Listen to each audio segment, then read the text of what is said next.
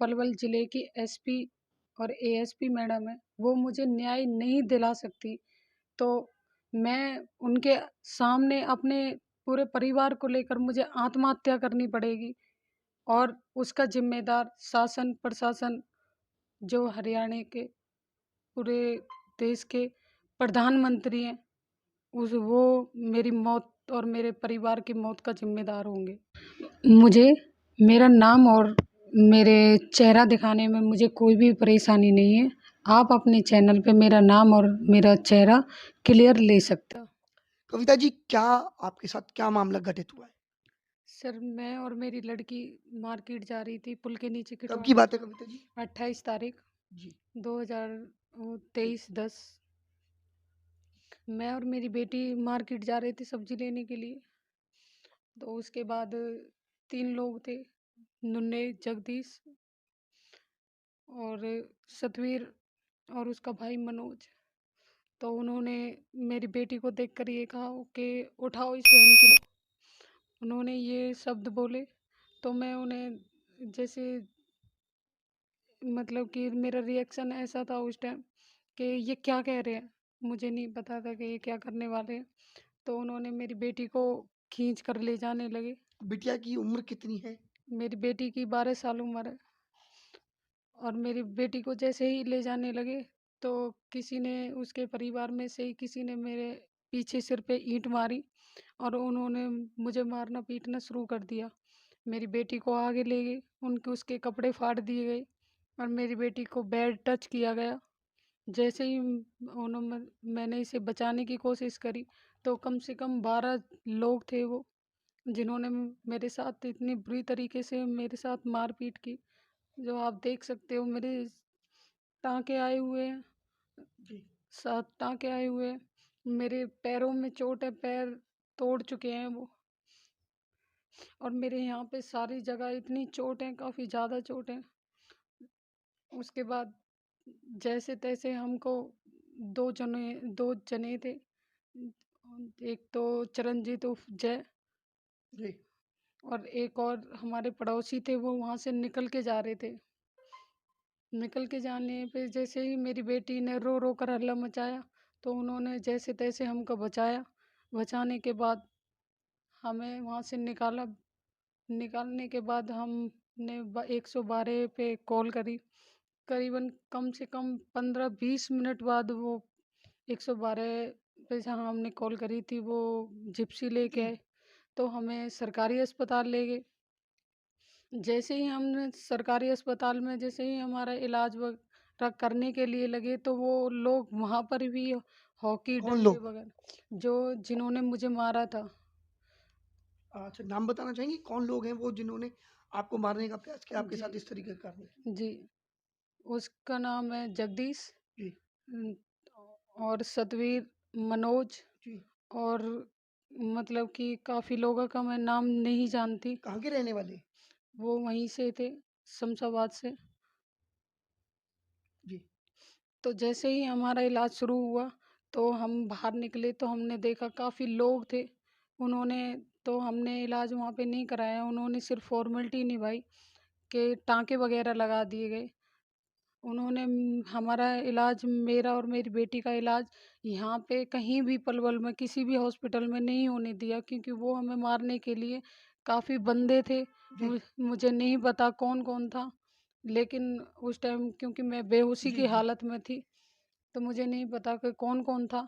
लेकिन उसके बाद जो हमारे पड़ोसी थे, उन्होंने मुझे फ़रीदाबाद एडमिट कराया और काफ़ी दिनों से 7 दिन कम से कम मैं एडमिट रही। वहाँ से इलाज मेरा चल रहा है और मैंने कंप्लेंट दी है, ये कंप्लेंट है, जी, ये रही, ये कंप्लेंट है मेरी।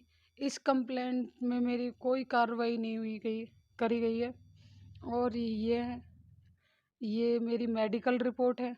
जो मेरी मेडिकल जी। रिपोर्ट है, इस पे भी कोई कार्रवाई नहीं है और हमसे मैंने काफ़ी मतलब कि दिनों पहले मैंने कंप्लेंट दी थी, तो उस पे भी कोई कार्रवाई नहीं अच्छा है। कविता जी, बात की जाए 28 तारीख का ये कृत्य आपके साथ हुआ। क्या अचानक वो लोग आ गए या पहले कोई आपसी कोई रंजिश थी, कोई बात थी? क्या पहले से आपको जानते थे? कोई तो वजह रही होगी। सर उन पे पहले से मुकदमा चल रहा है जी। 376 का। किसने दर्ज करवाया था? वो मैंने ही जी। दर्ज कब कराया था। करवाया था?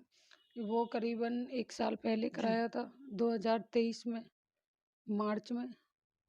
जी। हुँ, तो उसपे भी उन्होंने मतलब कि पहले तो धारा लगा दी गई, उसके बाद कुछ दिन बाद वो धाराएँ हटा दी गई।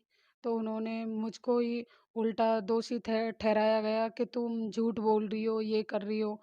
और उससे बाद में उन्होंने कहा कि तुमने जो भी सारी बातें कही हैं वो सारी झूठी हैं, और अगर तुमने ज़्यादा कुछ किया तो तुम्हारे खिलाफ ही उल्टा मुकदमा दर्ज हो किसने जाएगा। किसने कही आपसे ये बातें? ये एएसपी मैडम ने कही है हमसे। क्या नाम है उनका? एएसपी मैडम का मैं नाम तो नहीं जानती हूँ, लेकिन एएसपी कब मैडम की बात है जी? कोर्ट में करीबन कम से कम 6 महीने पहले की जी। बात है ये। अच्छा कविता जी, एक तरफ बेटी बचाओ बेटी पढ़ाओ का नारा दिया जाता है, पलवल की कमान जो है वो महिलाओं के हाथ में है, न्याय के लिए दर-बदर की ठोकर आप लोग खा रहे हैं। क्या लग रहा है, कैसा क्या कहना चाहेंगे? मैं तो ये कहना चाहूँगी कि ये सारी झूठी है, सारी बातें कि बेटी बचाओ और बेटी पढ़ाओ, क्योंकि जहाँ एक बेटी को बचाया नहीं जा सकता और ना बेटी को पढ़ाया जा सकता।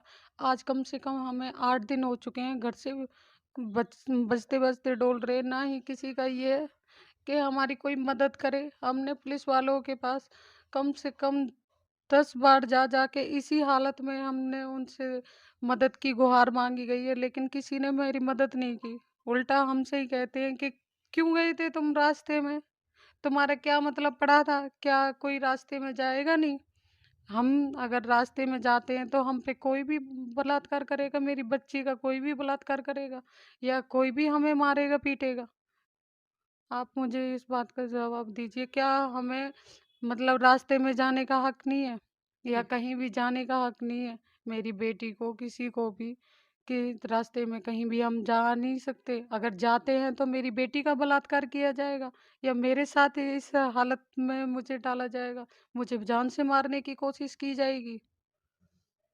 मैं ये कहना चाहती हूँ, जो पलवल ज़िले की एसपी और एएसपी मैडम है, वो मुझे न्याय नहीं दिला सकती, तो मैं उनके सामने अपने पूरे परिवार को लेकर मुझे आत्महत्या करनी पड़ेगी, और उसका ज़िम्मेदार शासन, प्रशासन, जो हरियाणा के पूरे देश के प्रधानमंत्री हैं, उस वो मेरी मौत और मेरे परिवार की मौत का ज़िम्मेदार होंगे। मुझे मेरा नाम और मेरे चेहरा दिखाने में मुझे कोई भी परेशानी नहीं है। आप अपने चैनल पे मेरा नाम और मेरा चेहरा क्लियर ले सकते वाली अपने घर की छत को बनाए फुल वाटरप्रूफ, वो भी 100% गारंटी के साथ। जी हां, अब वाटरप्रूफिंग की सुविधा आपके अपने पलवल में भी छत को वाटरप्रूफ है बनवाना तो यश वाटरप्रूफिंग वालों से ही काम कराना। विश वाटरप्रूफिंग, एक बार सेवा का मौका अवश्य दें। पता: गांव चांदहर चौराहा, अमर वाटिका के सामने, तहसील व जिला पलवल। Contact number 7015293782, 981121121169।